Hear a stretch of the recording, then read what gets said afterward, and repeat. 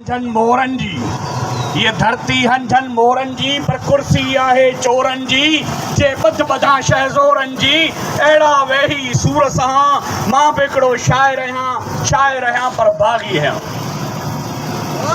दुनिया में बरसातूं पवंदियूं आहिनि ऐं 12 महीना बरसातूं पवंदियूं आहिनि पर कॾहिं बि उते जा माण्हू बेघर कोन थिया आहिनि, कॾहिं बि उते जा माण्हू जेके आहिनि दरबदर कोन थिया आहिनि।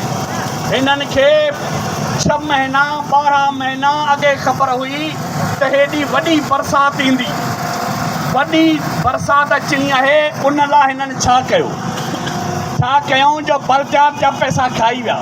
ही जंहिं शहर में तव्हीं वेठा आहियो इन बलदियाती इदारे में 90 करोड़ रुपया आया हुआ पर हाला जा माण्हू बेड़िन में पे चढ़िया। ही रोड ऐं रस्ता पाणीअ सां भरियल हा। जेकॾहिं 90 करोड़ हाला ते ख़र्च कनि हा त हाला पैरस हुजे हा।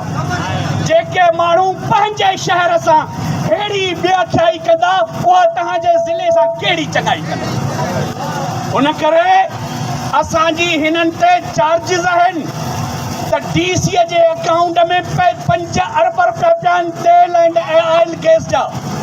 पर अॼुकल्ह आऊं सईदाबाद वियो आहियां त सईदाबाद जूं 6 यूनियन काउंसिलूं आहिनि, उन्हनि में 7 फुट पाणी बीठो आहे। उते जूं मारूं, उते जूं भेनरूं, उन्हनि जी हालत छा आहे? रोडनि रस्तनि ते वेठियूं आहिनि। ख़ुदा होॾी हिन करे जागीरदारो भोतारो जॾहिं तव्हां जूं मायूं बि रोडनि रस्तनि ते विहनि। ही ग़रीबनि जी आहूं आहिनि, ही ग़रीबनि जूं दाहूं आहिनि। उन करे होश खां कमु वठो। बीमारी ऐं ही जेके लोड आहिनि, कॾहिं बादशाह ज़फ़र शाह बादशाह दहलीअ जो बादशाह हो। जॾहिं दहलीअ मां लंघंदो हो त सॼी दहलीअ जी बाज़ार उथी पवंदी हुई।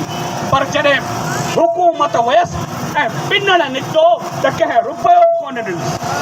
सदाम हुसैन इराक वारो तव्हांजे आॾो रुगो शह परनि हुन 15 अरब रुपया ख़र्च कंदो हो। पाणी पीअण लाइ 7 करोड़ ख़र्च कंदो हो पर पछाड़ीअ ॿधो त हुनखे धोबी कोन मिलियो। इन करे असांजो मुतालबो